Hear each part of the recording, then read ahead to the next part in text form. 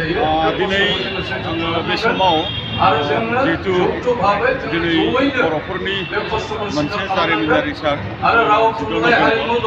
10 सानाव बर'नि राव थुनलाइ आरो सिनायथिखौ रोखा खालामनो आरो गोजोर खालामनो जौगाहोनो थाखाय जोंनि गेदेमा सानसुमैफोरा थुनलाइगिरिफोरा गोरों-गोराफोरा दिनैनि अक्ट'आवनो बर' थुनलाइ आफादखौहाय बासुगावआव जोनोम होनाय जादोंमोन आरो बे सानखौ दिनै 70थि गायसनथाय सान हिसाबै दिल्लीयाव बर' थुनलाइ आफाद दुलाराय फरायसा आफाद लोगोसे गान्धी हिन्दुस्तानी साहित्य सभा जथायै बे हाबाफारिखौ खुंनाय जादों।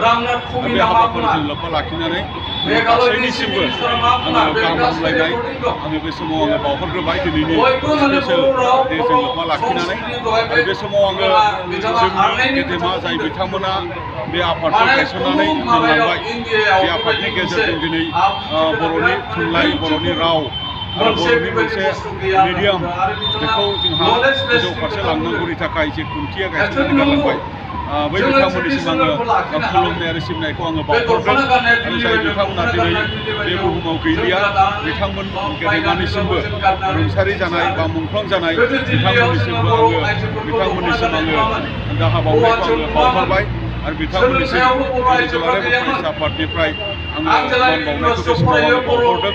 दा फैबाय थानाय समाव बर' थुनलाइनि जौगानायनि थाखाय बर' रावनि रैखाथिनि थाखाय बा जोंनि बर' मिडियामनि जौगासारनायनि थाखाय जोंहा गोबां खामानि मावनो गोनां दङ।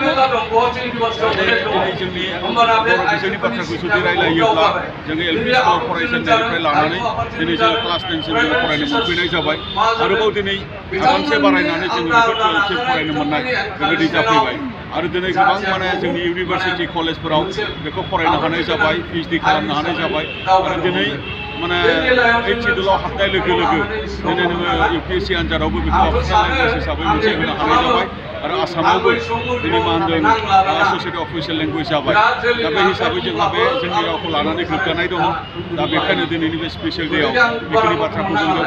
दिनै बे हाबाफारिखौ दिल्लीयाव खुंनायनि गुबै थांखिया जाहैबाय 1992 मायथाइयाव गान्धी हिन्दुस्तानी साहित्य सभा आरो बर' थुनलाइ आफाद आरो एबसु जथायै बै समावबो खुंनाय जादोंमोन। दा बै समनिफ्राय लायोबा दिनै 22 बोसोर जाबाय। दा बे समाव दिनै सिलभार जुबलि मोनसे सेलेब्रेसन दिल्लीयाव खुंनाय हाबाफारि बेखौ लानाय जादों। बे हाबाफारिखौ लानायनि गुबै थांखियानो जाहैबाय जे दिनै जोंनि राव आरो थुनलाइखौ जोंनि बड'लेण्डआवल' नङा जोंनि आसामावल' नङा दिनै खना खनला जायगायाव गोसार होनायनि बाथ्रा दङ। मानगोनां नोंथांमोन आरो दिनै बे हाबाफारिनि गेजेरजों मोनसे गोजोनथाव खोथाबाव दिनै गान्धी हिन्दुस्तानी साहित्य सभाया गावसिनि नैबे केम्पास सिङावनो सेन्टार फर बड' स्टाडिजनि थाखाय मोनसे मावखुलि दिनै हगारनाय होदों। जे मावखुलिखौ दिनै मानगोनां प्रमद बर' बिथांनि गेजेरजों बेखेवनाय जाबाय। मानगोनां बिथांमोन आरो दिनैनि बे हाबाफारियाव गाहाय आलासि हिसाबै जोङो मोननो हादोंमोन जे सेक्रेटारि साहित्य एकाडेमिनि प्रफेसार के श्रीनिवासा राव बिथांखौ जोङो मोननो हादोंमोन आरो बेबायदिनो स्पेसियेल गेस्ट हिसाबै जोङो रामेश्वर तिलि मिनिस्टार अफ स्टेट बिथांखौबो जोङो मोननो हादोंमोन आरो दिनै जोङो बेवहाय गोबां जोंनि दैदेनगिरि बिथांमोन बाहागो लादों। दुलाराय फरायसा आफादनि मानगोनां दिपेन बर' थुनलाइ आफादनि मानगोनां आफादगिरि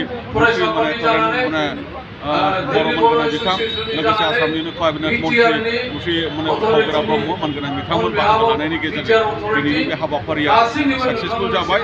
दा बे स्पेसियेल डेआ जोंनि थाखाय मोनसे सिगनिफिकेन्स आरो दिल्लीयाव खुंनायनि मोनसे गोनांथिया जाहैबाय जे बेवहाय जोङो दिनै मोनसे स्टाडि सेन्टार जों खुलिनाय जादों आरो बेजोंनो जोंनि बर'फोरनि राव आरो बर'फोरनि थुनलाइ गुबुन मानसिफोरनो मिथिहोनायनि दिनै मोनसे स्टेपआ दिनैनि बे जायगानिफ्राय जोङो लानो नागिरदों। दा बेखिनि बाथ्राखौनो आं बुंबाय।